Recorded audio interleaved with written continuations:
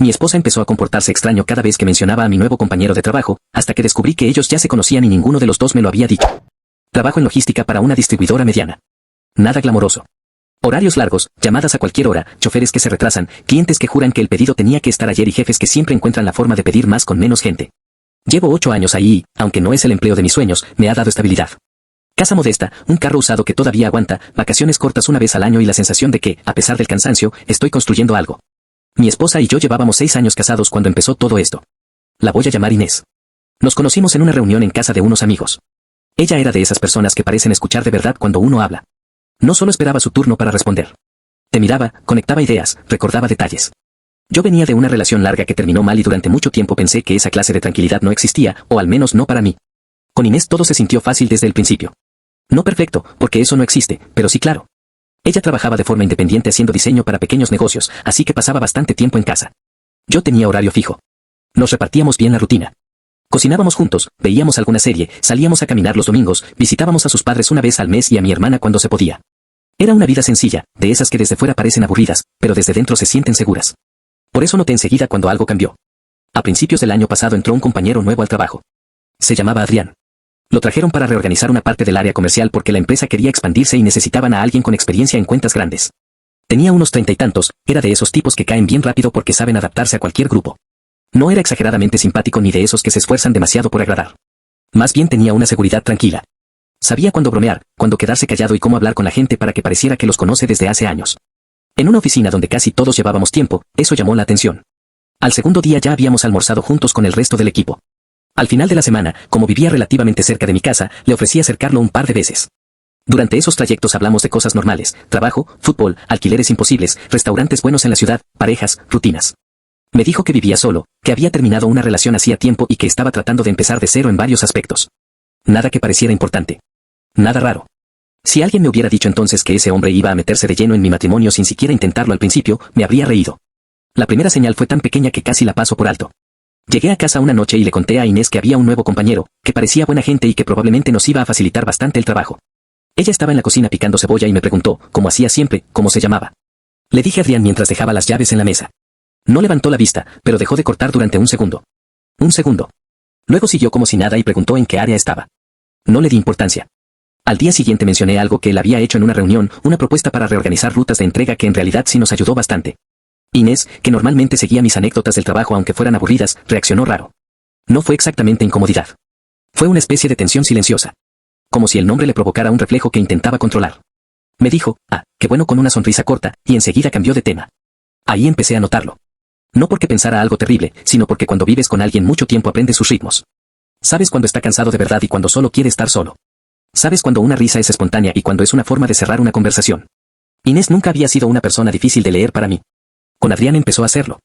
Pasaron unas semanas y yo seguía mencionándolo de manera casual porque, bueno, trabajábamos juntos. A veces porque me tocaba resolver algo con él.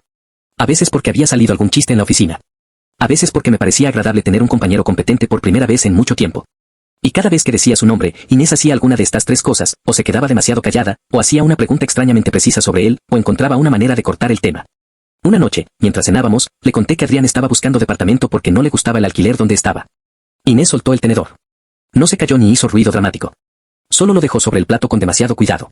Me preguntó en qué zona buscaba. Le dije que no sabía, que algo cerca del trabajo. Entonces me preguntó si tenía familia aquí. Le respondí que creía que no. Después preguntó cuánto tiempo llevaba en la empresa anterior. Ahí sí la miré raro y me reí. Le dije, ¿por qué tanto interés? Ella se encogió de hombros y respondió, solo pregunto, lo mencionas bastante. Ese fue el momento en que me quedó una pequeña espina. No era celos, al menos no al principio. Tampoco sospecha concreta.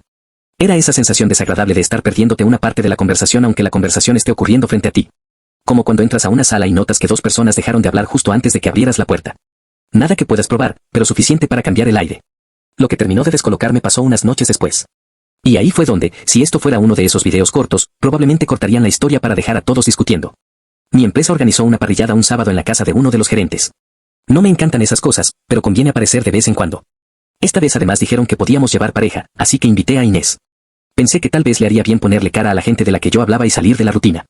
Ella dudó al principio, cosa rara porque normalmente acepta ese tipo de planes y sabe que para mí son importantes, pero al final dijo que sí. Llegamos un poco tarde. Había música baja, niños corriendo por el jardín, jefes fingiendo ser relajados y compañeros intentando no hablar de trabajo mientras hablaban de trabajo igual. Yo me separé de Inés apenas entramos porque el gerente me llamó para saludarme y presentarme a unos clientes. La perdí de vista unos minutos. Cuando terminé, fui a buscar algo de tomar y entonces los vi. Inés estaba de espaldas a mí, rígida, con una copa en la mano que no se había llevado a la boca ni una sola vez. Frente a ella estaba Adrián.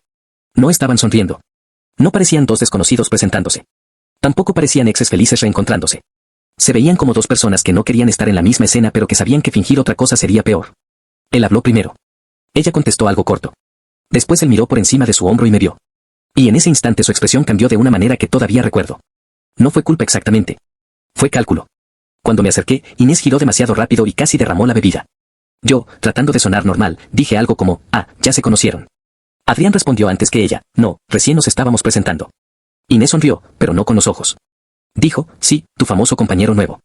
Lo dijo demasiado rápido. Demasiado ensayado. Y por primera vez en 6 años sentí que mi esposa me estaba mintiendo en la cara por una razón que no lograba entender.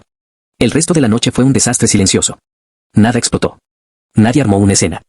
Precisamente por eso fue peor. Los observé sin querer observarlos. Inés evitó estar sola con él. Adrián hizo lo mismo, pero con una naturalidad que habría convencido a cualquiera que no estuviera buscando señales. Cuando coincidían en el mismo espacio, ambos endurecían el cuerpo como si un hilo invisible los tensara. Si yo me acercaba, reaccionaban un segundo tarde. Si alguien hacía una broma, ellos eran siempre los últimos en reír. Una vez vi que él le decía algo a otro compañero y miraba de reojo a Inés, como midiendo si estaba cerca. Otra vez ella fingió revisar el celular cuando él pasó a menos de 2 metros. En el auto de regreso no aguanté. Le pregunté directamente si conocía a Adrián de antes. Se quedó mirando por la ventana unos segundos. El semáforo estaba en rojo y la luz le daba de lado. Respondió, no. Le dije que no me parecía. Que la había visto nerviosa. Que a él también. Entonces soltó un suspiro cansado, como si el problema fuera yo por insistir. Me dijo que a veces yo imaginaba cosas cuando estaba estresado, que el ambiente social la pone incómoda y que seguramente había interpretado mal la situación. Yo quería creerle. De verdad quería. Pero hay un problema con las mentiras pequeñas, no solo tratan de tapar un hecho, también te obligan a reevaluar todos los gestos alrededor de ese hecho. Si me estaba mintiendo sobre conocerlo, ¿qué más estaba viendo mal? ¿Desde cuándo? ¿Y por qué? Las siguientes semanas me convertí en una versión de mí mismo que no me gustó. No hice locuras, pero empecé a fijarme en cosas que antes habrían pasado desapercibidas. Si mencionaba una reunión con Adrián, notaba la forma en que Inés acomodaba los platos con más fuerza. Si él me escribía fuera de horario por trabajo y yo respondía en la mesa, ella preguntaba otra vez tu compañero, con un tono que no era casual. Una tarde le comenté que probablemente lo iban a poner en un proyecto conmigo durante varios meses. Ella se quedó totalmente quieta y me preguntó si eso significaba que también tendríamos que verlo fuera del trabajo. Me reí y dije que no éramos tan amigos. Pero esa pregunta me dejó dándole vueltas a la cabeza. En la oficina, Adrián seguía comportándose normal conmigo. Tan normal que resultaba casi ofensivo. Hablábamos de entregas, clientes, errores de facturación. Me pedía opinión. Me cubría en reuniones. Incluso un par de veces me invitó a almorzar cuando vio que yo estaba saturado. No hacía nada que justificara una desconfianza abierta. Si acaso, estaba siendo un buen compañero. Y eso hacía que todo fuera aún más confuso. Una noche tomé una decisión tonta, de esas que uno se justifica diciendo que necesita paz mental. Fui al estudio donde Inés trabajaba en casa mientras ella se duchaba y revisé una caja donde guardaba papeles viejos, agendas y libretas. No buscaba algo específico porque ni yo sabía qué quería encontrar. Era más una necesidad absurda de que apareciera una explicación clara. Y casi no encontré nada. Facturas, bocetos, recibos, una libreta con ideas de nombres para una marca que nunca lanzó. Pero al fondo había una fotografía doblada dentro de un sobre blanco. La saqué. Era una foto de un grupo en una fiesta o reunión de varios años atrás. Se veía más joven, con el cabello un poco más largo. Había 5 personas. 2 hombres, 3 mujeres. Y entre ellas estaba Inés. Sonriendo de verdad. Con la mano apoyada en el hombro de un hombre que yo reconocí al instante, Adrián. No estaban abrazados de forma íntima. Nada de eso. Pero no eran desconocidos. Ni conocidos vagos. La cercanía era evidente, esa comodidad corporal que no se improvisa. Me quedé mirando la foto con una mezcla de alivio y furia. Alivio porque no estaba imaginando cosas. Furia porque me habían dejado sentir que sí. Cuando Inés salió de la ducha, la esperé en la sala con la foto sobre la mesa. Recuerdo perfectamente cómo la vio a distancia y cómo su cara perdió color antes incluso de acercarse. No necesitó preguntar qué era. Se sentó frente a mí y durante unos segundos ninguno habló. Yo estaba tan tenso que hasta me dolía la mandíbula. Le pregunté, muy tranquilo para lo que sentía, por qué me había mentido. Ella se tocó las manos, miró la foto y luego me miró a mí. Dijo que no había sabido cómo explicarlo. Que sí conocía a Adrián, pero que había sido hace mucho tiempo. Le pregunté de qué. Respondió, de antes. De una época complicada. Esa respuesta me hizo enojar más porque sonaba calculada, como si quisiera darme la mínima información posible sin volver a mentir técnicamente. Insistí. Y entonces me contó una versión que en ese momento me pareció incompleta, pero no necesariamente falsa. Dijo que Adrián había sido amigo cercano de una excompañera suya de universidad. Que coincidieron mucho durante 1 año o 2 en salidas y reuniones. Que nunca fueron novios ni nada parecido, pero que sí se frecuentaban. Que con el tiempo ese grupo se rompió por problemas entre otras personas y cada uno siguió su vida. Según ella, cuando lo vio en la parrillada se puso nerviosa porque le resultó rarísimo reencontrarlo de esa forma, dentro de mi trabajo, después de tantos años. Le pregunté por qué simplemente no me dijo eso. Bajó la mirada y contestó, porque sabía cómo sonaría. Eso me golpeó. Porque tenía razón. Sonaba raro. Muchísimo. Y sin embargo esconderlo lo había hecho peor. Le pregunté si había pasado algo entre ellos. Me dijo que no. Se lo pregunté otra vez. Me dijo que no, que jamás. Juró que no había habido relación, beso, aventura, nada. Que si hubiese existido algo así me lo diría en ese momento, aunque destruyera todo. No sé por qué, pero esa frase me dejó más intranquilo que tranquilo. Dormimos en la misma cama esa noche, pero de espaldas y sin tocarnos. Al lunes siguiente fui a trabajar decidido a hablar con Adrián, aunque no sabía exactamente qué esperaba conseguir. Me repetí todo el camino que debía mantener la calma. Que si se trataba solo de un conocido del pasado, mi enojo podía hacerme quedar como un paranoico. Que necesitaba información, no pelea. Lo encontré en la sala de café revisando el celular. Le dije que necesitábamos hablar. Noté enseguida que entendió sobre qué. Ni siquiera fingió sorpresa. Se guardó el teléfono y me siguió a una sala vacía. Cerré la puerta y fui directo, le mostré la foto en mi celular y le pregunté por qué me había mentido. Adrián pasó la lengua por los labios, como pensando la respuesta menos peligrosa. Dijo algo muy parecido a lo que ya había dicho Inés, que se habían conocido hace años en un grupo de amigos, que no tenía importancia y que al verla como mi esposa en la parrillada se quedó tan descolocado que reaccionó mal. Le pregunté por qué no dijo la verdad después. Respondió que no era su lugar meterse en mi matrimonio mencionando una historia vieja que, según él, a nadie beneficiaba revivir. Ahí le pregunté lo más obvio, si había tenido algo con ella. Él negó con la cabeza. Demasiado rápido. Después añadió, no como estás pensando. Esa frase fue gasolina. Le dije que dejara de hablarme como si yo fuera idiota. Que no me diera respuestas a medias. Que si había algo que saber, lo dijera. Entonces se cruzó de brazos y, por primera vez, se le cayó esa tranquilidad perfecta que tanto le había visto en la oficina. Me miró fijo y dijo, lo que pasó fue antes de que ustedes se conocieran y no cambia lo que tenés ahora. No respondió mi pregunta. Y justamente por eso la respondió. Sentí una mezcla asquerosa de calor y vacío. Le pregunté si se había acostado con mi esposa. No contestó enseguida. Dijo, fue hace años. Le repetí la pregunta. Bajó la mirada y dijo, sí. Una vez. O dos. No fue una relación. Todavía recuerdo el zumbido que me quedó en los oídos. No grité. No le pegué. Ni siquiera hice el drama que probablemente muchos esperan en historias así. Lo único que sentí fue una especie de humillación limpia, fría, muy concreta. No por el hecho de que Inés hubiese estado con alguien antes que yo. Eso no me importaba. Todos tenemos pasado. Lo insoportable era otra cosa, durante semanas ambos me habían observado actuar con normalidad, sabiendo que yo estaba metido en medio de una verdad compartida que habían decidido ocultarme. Me habían convertido sin decirlo en el único fuera del guión. Le pregunté si había sido solo sexo casual o algo más. Dijo que salieron unas cuantas veces, que ella estaba en una época mala y él también, que fue desordenado, que nunca formalizaron nada y que terminó de manera tonta, sin gran drama. Me aseguró que no había vuelto a verla desde hacía años hasta la parrillada. Me juró que no había intención de acercarse a ella a través de mí y sinceramente le creí esa parte. La vida a veces junta a la gente de la manera más absurda. Pero el problema ya no era la coincidencia. Era la mentira sostenida. Volví a mi escritorio y trabajé como pude. Creo que ese fue el día más largo que he vivido en una oficina. Cada vez que sonaba una notificación me sobresaltaba. Cada vez que escuchaba la voz de Adrián al fondo, algo se me revolvía por dentro. Tenía ganas de salir corriendo, pero también de quedarme para no darle a nadie el espectáculo de verme roto. Cuando llegué a casa, Inés supo apenas vio mi cara que yo ya sabía más. No intentó negarlo. Ni siquiera preguntó qué me había dicho él. Se sentó en la orilla del sofá, con las manos juntas, y yo me quedé de pie. Le dije, me mentiste 2 veces. Primero negando que lo conocías, y después ocultando lo importante. Ella empezó a llorar de inmediato, pero ese día sus lágrimas no me despertaron ternura, solo cansancio. Me dijo que tuvo miedo. Que cuando vio quién era, sintió que el pasado se le venía encima y pensó que, si contaba toda la verdad, yo iba a mirar su historia como algo sucio o sospechoso. Le respondí que ahora sí se veía sospechoso, precisamente porque lo ocultó. Entonces me contó la versión completa. Se conocieron cuando ella tenía 24 años, en una temporada en la que compartía departamento con una amiga y salía mucho más que ahora. Adrián frecuentaba ese grupo. Empezaron a hablar, se gustaron, tuvieron algo intermitente durante unos meses y terminó mal, no porque hubiera traición, sino porque él desaparecía, reaparecía. No quería compromiso y al mismo tiempo se ponía celoso si ella veía a alguien más. Según Inés, nunca fueron pareja formal, pero sí lo suficientemente cercanos para dejarse marcas emocionales. Ella me dijo que se avergonzaba de esa etapa porque había permitido un vínculo que la hizo sentir pequeña, insegura, siempre a la espera. Cuando años después me conoció a mí, esa parte de su vida quedó archivada en una caja mental que no quería abrir de nuevo. Le pregunté algo que me dolía más que todo lo demás, si alguna vez pensó en contármelo por su cuenta desde que Adrián entró a mi trabajo. Se quedó callada. Ese silencio fue respuesta. Dijo que sí lo pensó varias veces, pero que con cada día que pasaba le parecía más difícil, porque ya había mentido la primera vez y luego la segunda. Que empezó queriendo evitar un mal rato y terminó enterrándose sola. Esa explicación tenía sentido, pero no la hacía menos grave. Esa noche me fui a dormir a casa de mi hermana. No le conté todo, solo dije que Inés y yo habíamos tenido una pelea fuerte. Mi hermana, que siempre ha sido práctica, me puso sábanas limpias en el sofá y no preguntó más. A las 3 de la mañana seguía despierto mirando el techo. En mi cabeza se mezclaban cosas absurdas, imágenes de la parrillada, el gesto de Adrián, la foto dentro del sobre, frases de Inés que de pronto sonaban distintas. Todos esos momentos en que yo mencioné a mi compañero nuevo mientras ella tragaba saliva al otro lado de la mesa. Los días siguientes fueron raros. Volví a casa, pero la convivencia era de vidrio. No nos gritábamos. No nos insultábamos. Simplemente no sabíamos cómo ocupar el mismo espacio sin tocar la herida. Ella me pedía hablar, yo no quería escuchar nada más. Luego yo quería preguntar algo y cuando llegaba el momento me parecía humillante hacerlo.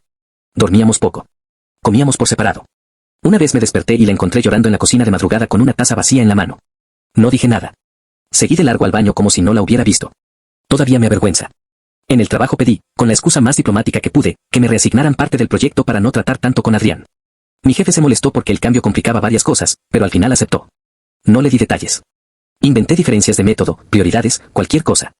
Adrián no me buscó para discutirlo. Solo me mandó un mensaje una tarde: entiendo tu enojo. De verdad no quise complicarte la vida. Lo borré sin responder. Lo que empezó a romperme de verdad no fue imaginar a mi esposa con otro antes de mí. Fue recordar cuántas oportunidades tuvo de respetarme una vez que el presente los volvió a cruzar. Pudo decirme la verdad la primera noche. Pudo hacerlo después de la parrillada. Pudo hacerlo cuando notó que yo estaba confundido. Pudo incluso hacerlo cuando le mostré la foto, sin necesidad de seguir filtrando la información en cuotas. Cada punto en que eligió callar se convirtió para mí en una pequeña traición nueva. Y, sin embargo, la historia no era tan simple como ella es mala y yo soy la víctima. Ojalá lo fuera. Habría dolido menos. Porque también empecé a ver algo más incómodo, mi orgullo estaba tomando el control. Yo ya no buscaba solo entender si podía seguir con mi matrimonio. También quería castigarla emocionalmente por haberme dejado en ridículo. A veces la ignoraba a propósito cuando ella intentaba acercarse. Otras le soltaba frases frías, calculadas, para verla encogerse. Una parte de mí sentía que se lo merecía. Otra sabía que si seguía por ahí iba a convertirme en alguien que no quería ser, incluso si al final decidía irme.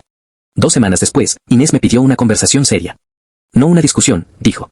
Una conversación. Nos sentamos en la mesa del comedor, el mismo lugar donde tantas veces habíamos planeado compras, viajes, cuentas, tonterías. Ella tenía una carpeta encima. Pensé que serían mensajes impresos o algo así. Resultó ser otra cosa. Había ido a terapia esa semana por primera vez en años. Me mostró anotaciones, no para convencerme de nada, sino para ordenar lo que quería decirme. Me explicó que el problema no era Adrián en sí, sino el patrón que se activó con su aparición: vergüenza, miedo a ser juzgada por decisiones del pasado, impulso de ocultar para mantener el control de la imagen. Me dijo que entendía si para mí eso era imperdonable, pero que necesitaba dejar de defenderse mal y empezar a decir las cosas completas. Después me contó algo que no había mencionado antes. Cuando ella dejó de ver a Adrián, no fue solo porque él fuera inconsistente. Hubo una noche en la que él la buscó borracho, discutieron, y él le dijo cosas bastante feas. No amenazas ni violencia física, pero sí comentarios humillantes, comparándola con otras mujeres del grupo y haciéndole sentir que para él solo había sido alguien conveniente.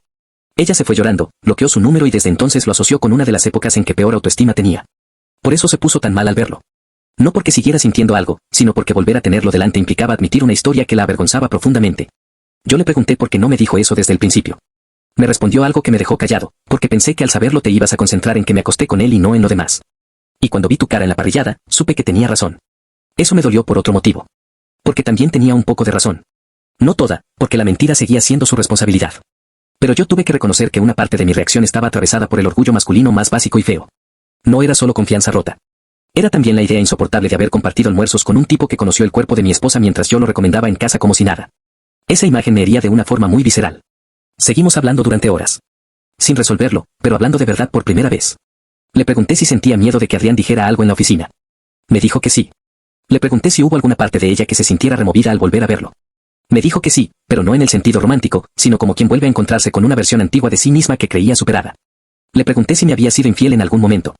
Me respondió que no, mirándome fijo, y en esa respuesta sí le creí. Pese a eso, no todo mejoró después de esa conversación. De hecho, hubo un momento en que estuvimos a punto de romper definitivamente. 3 días después, una compañera del trabajo soltó un comentario casual durante el almuerzo. Dijo que Adrián parecía conocer demasiado bien a mi esposa para solo haber coincidido una vez. Yo no sabía de dónde había salido eso. Mi cuerpo reaccionó antes que mi cabeza. Le pregunté a qué se refería. Ella, incómoda, respondió que nada, que en la parrillada los había visto hablar raro y que luego escuchó a Adrián decirle a otro que el mundo era un pañuelo. No había chisme concreto. No había revelación. Pero bastó para hacerme sentir otra vez expuesto, como si la historia pudiera empezar a circular en la oficina sin mi control. Ese día enfrenté a Adrián por última vez. Le dije que si mencionaba a mi esposa con cualquier persona del trabajo, aunque fuera de manera vaga, yo iba a dejar de proteger su reputación y contaría exactamente por qué pedía apartarme del proyecto. Él juró que no había dicho nada comprometedor, que solo hizo un comentario general. Le creí a medias. Pero también vi algo en el que no había notado antes: incomodidad genuina. No la del hombre atrapado por una aventura reciente, sino la del tipo que se topa con las consecuencias tardías de haber sido un imbécil años atrás. No le quita culpa, pero cambió un poco el encuadre. Al volver a casa, en lugar de descargar mi rabia con Inés, hice algo distinto. Le conté todo. Tal cual. Como me sentí, que me daba miedo, que parte de mí quería mandar todo al diablo solo para no cargar con esa vergüenza. Ella me escuchó sin interrumpir y luego me dijo algo que marcó un giro para nosotros: si te quedas conmigo solo después de que esto se enfríe, pero sin volver a confiar de verdad, nos vamos a hacer pedazos lentamente. Y yo no quiero eso para ninguno de los dos. Fue la primera vez que no me pidió perdón ni me rogó que no la dejara. Solo puso la verdad sobre la mesa. Esa noche casi terminamos. Lo hablamos en voz alta. Separarnos un tiempo, vender algunas cosas, explicar a la familia que necesitábamos espacio. Y, sorprendentemente, cuando por fin pronunciamos la posibilidad real, algo se acomodó dentro de mí. No porque quisiera perderla. Al contrario. Porque entendí que seguir juntos no podía basarse en el miedo a romper. Tenía que basarse en una decisión libre, y yo todavía no sabía cuál iba a ser. Pasó aproximadamente un mes así. Terapia para ella, luego terapia de pareja a propuesta suya, rutinas incómodas, conversaciones durísimas, silencios largos, pequeños avances, retrocesos. Yo pensé muchas veces en irme. También pensé muchas veces en quedarme. Hubo días en que verla me enternecía y otros en que escucharla respirar me irritaba. Supongo que eso también es parte de una herida de confianza, no sangra de manera constante, late. El giro final, el que sinceramente no esperaba, llegó por un lugar completamente distinto. En una sesión de pareja, la terapeuta nos pidió que habláramos no del hecho puntual, sino del miedo más profundo que había activado. Yo dije lo obvio: miedo a que me mientan, a quedar como un tonto, a construir una intimidad que en realidad tiene zonas cerradas para mí. Inés habló después y dijo algo que me dejó helado. Dijo que, cuando Adrián apareció, su primer miedo no fue perderme por la verdad. Fue que yo la mirara igual que se había mirado ella misma durante años, como una mujer que había aceptado migajas por no creerse merecedora de otra cosa. Y luego añadió: cuando lo conocí a él, yo era una persona que se conformaba con poco. Cuando te conocí a vos, todavía estaba aprendiendo a dejar de hacerlo. Creo que ocultarlo también fue una forma de proteger esa versión de mí, aunque terminara destruyendo esta. Suena bonito puesto así, pero en el momento fue brutal. Porque entendí que lo que yo interpretaba solo como engaño también estaba conectado con una vergüenza vieja que ella jamás había terminado de procesar. No la absolvió. No borró nada. Pero me permitió verla completa otra vez, no solo como la mujer que me mintió, sino como una persona fallando desde una herida específica y muy humana. Esa misma semana, sin que yo se lo pidiera, Inés me dijo que había escrito un correo a mi empresa pidiendo, por razones personales, que no la invitaran a futuros eventos donde pudieran asistir empleados con los que tuviera vínculos previos conflictivos. No dio nombres ni detalles, pero dejó claro el límite. Y por su cuenta también envió un mensaje a Adrián, copiándome a mí, donde le pedía que no volviera a contactarla de ningún modo y que evitara cualquier comentario, directo o indirecto, sobre haberla conocido antes. Su tono no era dramático. Era firme. Adrián respondió solo: entendido. Lo siento por todo. Leer eso no resolvió mágicamente mi herida, pero fue la primera vez desde el comienzo que sentí que ella estaba actuando no desde el miedo, sino desde la responsabilidad. Hoy han pasado 8 meses desde la parrillada. No voy a decir que todo quedó perfecto porque sería mentira y, después de esta historia, me parece casi una burla usar una mentira para cerrarla. Seguimos juntos. Seguimos en terapia de pareja una vez por mes. Hay días buenos de verdad, no buenos fingidos. Volvimos a cocinar juntos. Volvimos a reírnos sin cuidado. Volvimos incluso a hacer planes a futuro, pero de manera más humilde, menos automática. También hay días en que una frase, una coincidencia o un recuerdo me pinchan por dentro y me hacen volver al principio. La diferencia es que ahora lo digo. Ya no me trago la película solo. Adrián renunció hace 3 meses. Le salió una oferta en otra ciudad y se fue. Cuando me enteré, pensé que sentiría triunfo o alivio teatral. La verdad fue más simple, respiré más fácil durante un par de días y luego seguí con mi vida. Entendí que él nunca fue el centro real del problema. Solo fue el fósforo que prendió algo que ya estaba esperando combustible: nuestros miedos, nuestras vergüenzas, mi orgullo, su necesidad de esconder lo incómodo para no perder el control. A veces me pregunto qué habría pasado si Inés me hubiera dicho la verdad la primera noche, cuando apenas mencioné su nombre en la cocina. Probablemente habríamos tenido una conversación incómoda, sí. Tal vez hasta una pelea. Pero no este terremoto.